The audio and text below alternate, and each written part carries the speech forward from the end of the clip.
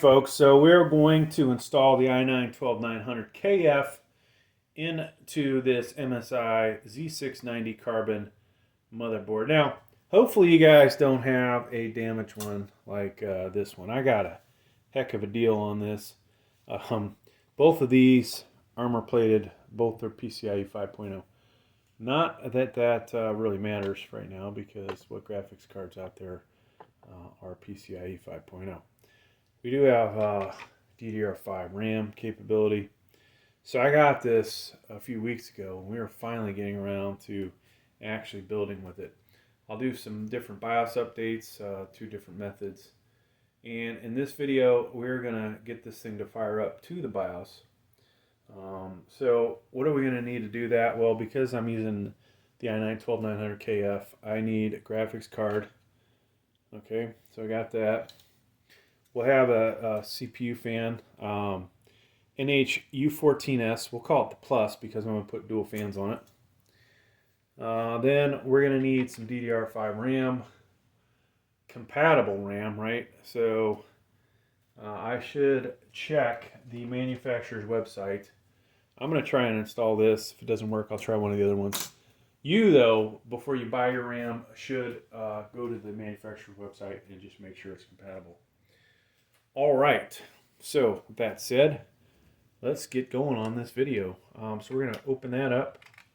Now, first thing you want to do, whether you're buying a new or used, take a peek in there, folks, and just make sure that the pins all look good. All right, so they do. I did buy this used. Have no idea how that got damaged. I would assume, folks, that somebody had a massive graphics card in there and did not do a good job of tightening it down, and it might have wrecked not only the graphics card but their slot. I can't see any other way that happens. Now, I do have another motherboard, another Z690 you may have seen on the channel that has that same damage. So there's, can't really see it, but let's see, we have all kinds of light, but we just don't have enough light. So you can see what the CPU is. Sadly, on this channel, folks, I either have i9s or I have i3s. I don't really seem to have anything else. This is like a little itty bitty triangle, and on the cover there is a little triangle. Excuse me, we're looking at the wrong spot. Hopefully I'll edit that out. Little triangle there, a little triangle down here at the bottom. Now, a funny story, the AMD AM5s, this black cover that's on those can actually go either way. So you could put the cover on wrong and have it be looking at the triangle and have it upside down. Okay, and actually, just so you can see it, here is the AM5 cover. This one actually fits either direction, which isn't good. All right, before we drop the hammer on this thing, we want to just make sure it's in there, and I do that by running my finger around here. Of course, wouldn't be a bad idea to have some kind of glove on when you're doing that. Now you see we have some thermal paste here. We're going to clean that up real quick. Just pull this from the Aris Z690, I think it was the Ultra model that I have, or it might have been the Elite AX Z690. Alright, so it looks good. We'll drop this down, and I usually pretty much put my hand in that spot, right? And now pop. You could take that off if you wanted to. It is best to allow that to pop off on its own. Now, I will come back and check. Yeah, everything is good. I don't know of anybody damaging their CPU following the directions on there, but people have obviously damaged a crap load of CPUs and motherboards by not having them seated correctly. So that's in there, folks. We're off to a good start. Now let me grab my hardware for the Noctua. We will need thermal paste. If you buy the NH-14s brand new, they'll provide you with a tube of thermal paste. And so here's our back plate. And all we're going to do, just make sure we rotate this, is put that through the holes. Depending on, if this was LGA 1700, some of this stuff would matter a little more. But you see the 4 screws there. If I don't put it in right, that's what it looks like, right? So you want to put it in this way. Those cutouts are there for a reason. All right, now the hardware that you're going to need. All right, 4 blue spacers. If you were doing this for LGA 1151, you'd use the black ones. All right, our cooler, we want it oriented this way. That means that these guys need to sit like this, all right? So, it's one of those steps you have to do, and you'll learn the hard way if you don't. One thing I failed to mention earlier, we'll use this device here to power up our motherboard. Now, one of the videos I'll probably do, you're going to see this is not going to go into a case. I rarely ever put my motherboards in cases, but one of these days I am going to do a video, you know, hopefully I haven't already done it. Do you really need a case, right? And hopefully I'll make it more of a comedy type video than being real serious. We have we've got a few motherboards here that we can destroy. Wow. So this happened to me earlier with a laptop where I got a screw stuck in there and couldn't get it out. There we go. Even using the magnetic screwdriver. Took me a few minutes. I finally got it though. All right, so these, you know, if you're like me, you could probably get away with doing finger tight. That assumes you have, you know, pretty strong hands and forearms, but otherwise, you know, make sure that you use a Phillips head and just get this on here. You don't want to over tighten it, but it does need to be on there tight. All right, so guess what? Now we need some thermal paste, folks. And I need to go find some because I think I put it all away. So you might not have all kinds of different brands like I do. Hopefully you do have a little tube. This is a big tube. This is 10 gram thermal paste. And assuming there's any left in here. Now, all kinds of ways to put thermal paste on. Supposedly like the 3-line technique's the best. But I just do, like LGA 1151 used to just put one big 3mm blob in the middle. And then I'll pretty much do 5 dots. When I have a good bottle, like this barely has anything in it, I would actually do the 3 lines. Alright, so we can put this on there. Now, let's say I didn't put enough thermal paste on there. You'll know it when you fire this thing up. If your temps are not, if it's not idling, low 30s, maybe even in the 20s, especially in the, if you're in the BIOS and you have no other programs running, oops, it should be able to run. Alright, so we've got, try and get a couple threads on these before you switch over to the other side, and which I do have a couple threads on that side. So now we want to have this CPU cooler evenly spread thermal paste between it. Now, if you put too much thermal paste on, it's going to seep over the sides. Assuming you tighten it down enough. Tighten it down tight enough. And the thermal paste, you know, its goal is to fill cracks, or not cracks, but inconsistent surfaces. I'm trying to think of the actual word, but you know, little cavities, all that good stuff. All right, so now we need our CPU fans. All right, so I've already got this pre-assembled. But if you're running two fans like I'm gonna, you need this device here. So it's gonna plug into one 4-pin, but it is like a male-female attachment here from the two fans. All right. So two cables. Now,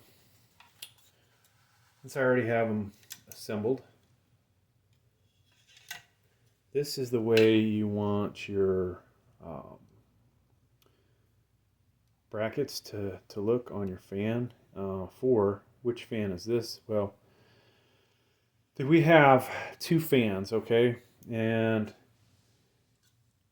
if you were to do just one fan, let's talk one fan first. This is the intake side. That's the exhaust, okay, on both fans.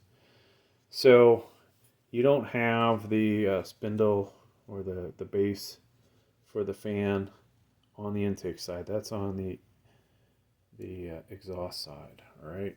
So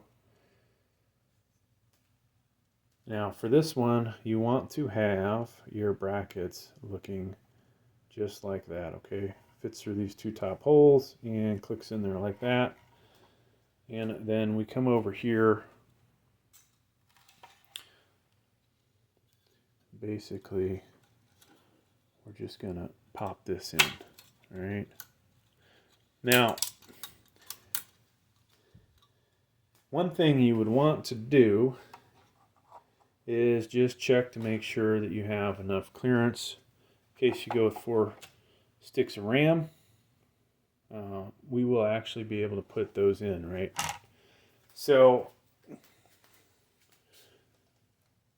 if this was the bigger NH-D15, you would not probably be able to do this like I'm showing you. But now we want to put we're going to use 1 stick of RAM. I suggest, folks, that you get your computer to boot up with 1 stick.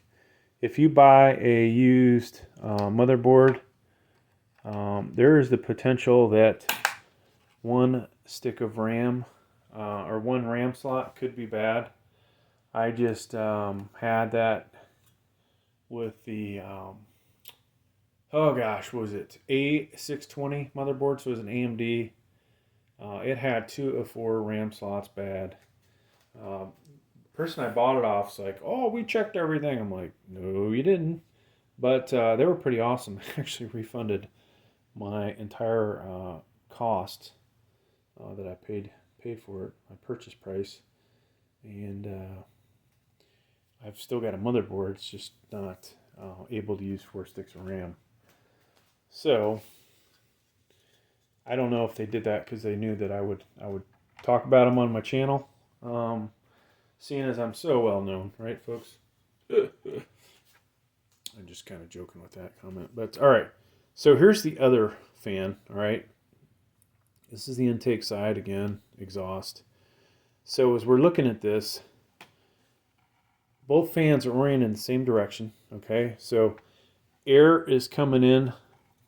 Let's look at it this way. Air comes in through here, exhausts across the fan through the cooler, gets sucked into this fan and exhausts out the back. All right, and so we want to put this on just like so. All right, so that's in there. Now these cables, I'm gonna have to figure out what to do with them, but for this video we're not going to waste a lot of time on that. we're just going to make sure it gets plugged in. And so I'll fix it later.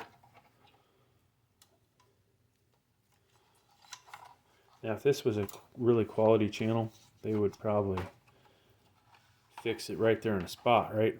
All right, so I need to plug this in to the CPU fan, which on this motherboard is this one, CPU fan header, and this can go in only one way, all right? So you have to be careful with these things. You want to come in perpendicular to the motherboard, and voila, all right? So, like I said, we'll figure out how to fix that problem. Now, like I said, both these were PCIe 5.0. Whether this one actually still works is another story, but I'm thinking it probably doesn't.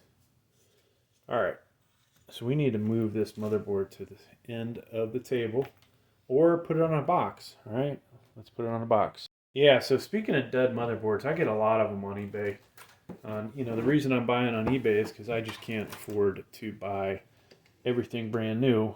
And when you have to operate like that, you're dealing with a lot of people that don't know what they're doing tech-wise, or they just don't test everything. They're lazy. So you'll see on this channel when I pack something up to sell it, because I will put some videos on there that, you know, I test half the stuff, right? The most common stuff. I don't check every header, every fan header, right? That would take forever to check everything. Just the main things. So, but I let people know. Here's what I checked. Here's what I didn't. All right. So this is a GTX 1050, and it does not need additional PCIe power. So that part's good. Display adapter for the or display port adapter for the monitor. So we got that, folks. We're doing okay. Eventually, you know, we'll want to hook up the keyboard and all that good crap. All right. So let's rotate this a little bit. Yeah, I think using the box might be the better way to do this than the counter. 24 pin power supply, right? Or 20 plus 4, however you want to refer to it. And this can go in only one way. And if we're lucky, folks, this thing will power up. I have, like I said, bought a lot of duds lately. And it's unfortunate. All right, CPU power connector. I think we will move around. Now this one, oops.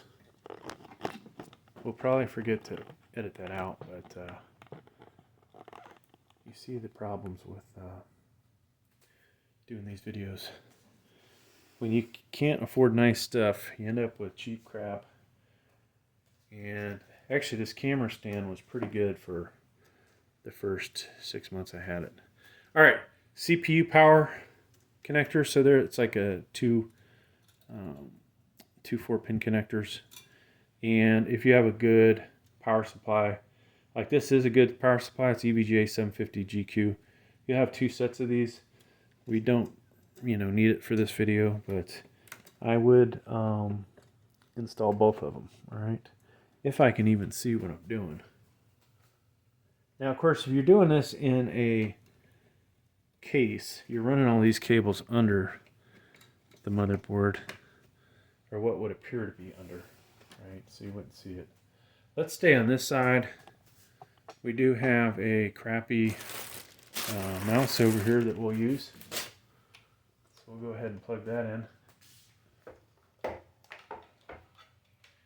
And I think somewhere, excuse me, keyboard. So hopefully these all work. Sometimes you get a motherboard that the USBs are whacked out a little bit. And I am right-handed, but we'll go ahead and just put the mouse on this side. Now, the only thing left, we've got RAM, we've got a graphics card, we've got a CPU, is to figure out where the power button goes. Okay. Second row here, these are third and fourth pins. Okay. And voila. Now, our power supply should not have been plugged in. Okay. It should also be in the off position. Now I'm going to plug in my power supply. You guys can actually see that. And then we'll come over here. And we've got to turn our power supply to the on position.